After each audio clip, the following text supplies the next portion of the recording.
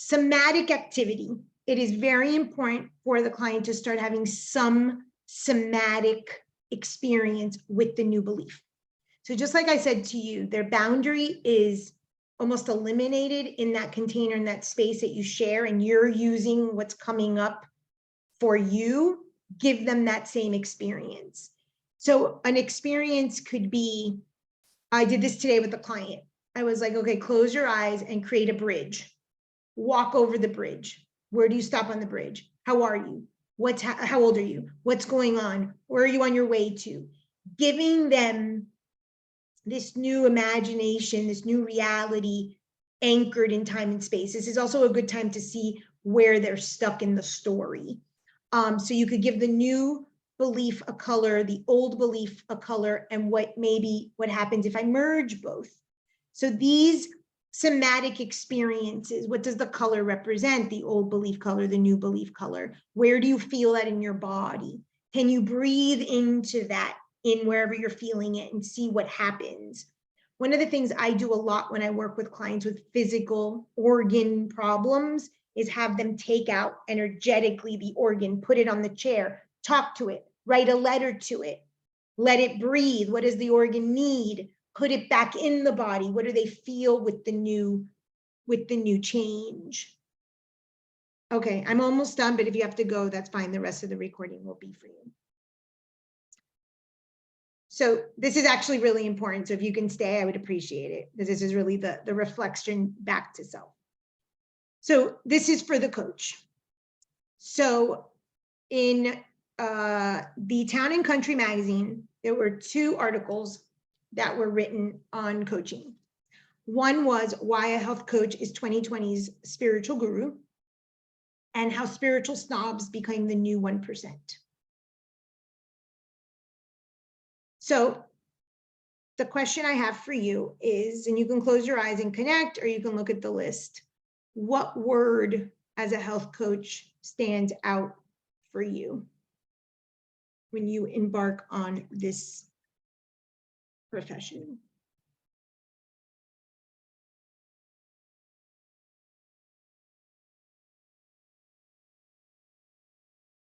What's the first word? Don't think. That pops out.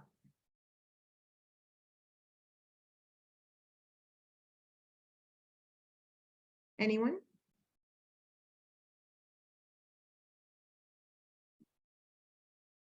Friend. Okay, that's not on the list, but great. What else?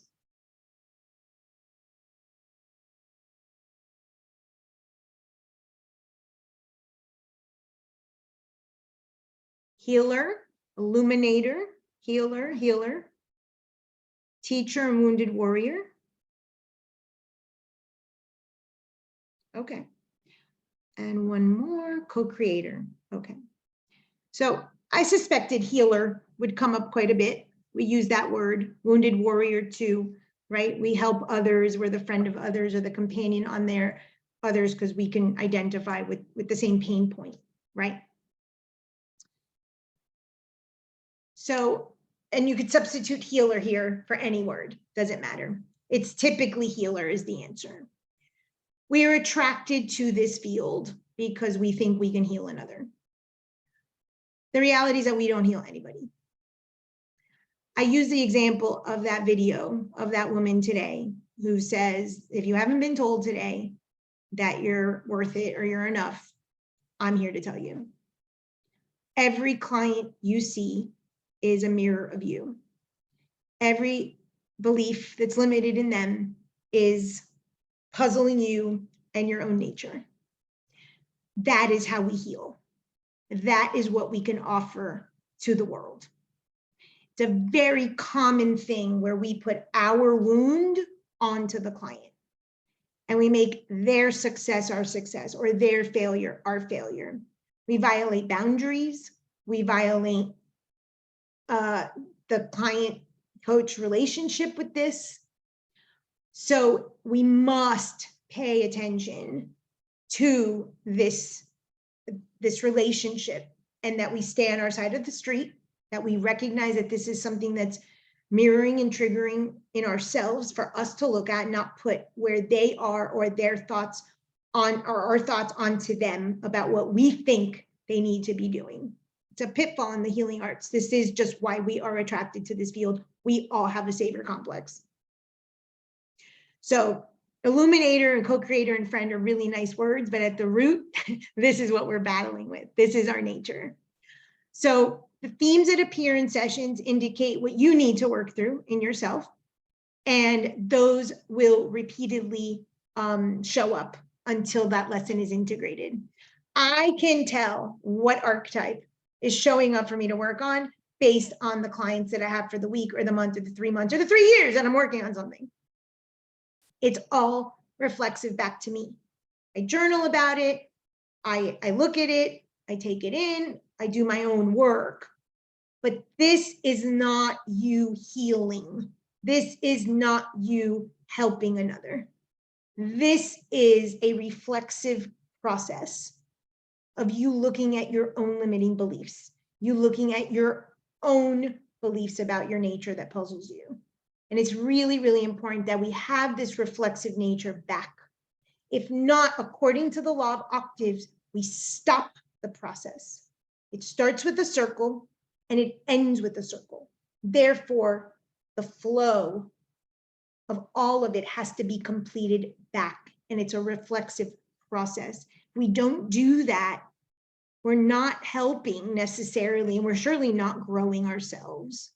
This is over time, but it's a habit to develop being in this field. Make meaning of why your clients are there. You may not get it the first, the second, even the 100th time that the same issue shows up in your practice. But you have that particular clientele, that particular client base, that particular developmental stage, that particular thing, because there's some expansion of your own consciousness that is being invited in for you to work on. I wrote something earlier.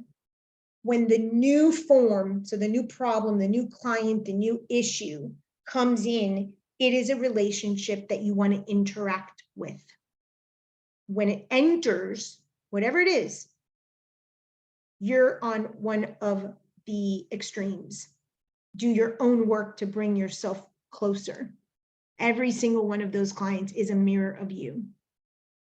So find out your own beliefs, what grief you need to go through, what disillusionment you need so that you can expand on yourself. Any questions? And I do have some additional resources here of additional reading and an archetype list. These are the 12 that I use for that anchoring. So they're in the PowerPoint if you need them. Any questions that I can answer? And I appreciate you giving me 10 extra minutes.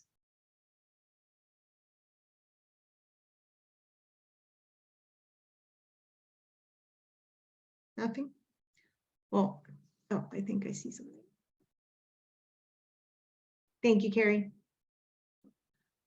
So thank you all. Have a wonderful evening. Enjoy the remainder of your semester. And I know there's a part 2. Maybe I'll join you in that if you invite me back. And have a wonderful evening. Thank you, Frances. Thank you. Thank you so much, Frances. Thank you so much. Thank you all. You. Thank you. It's wonderful. Thank you.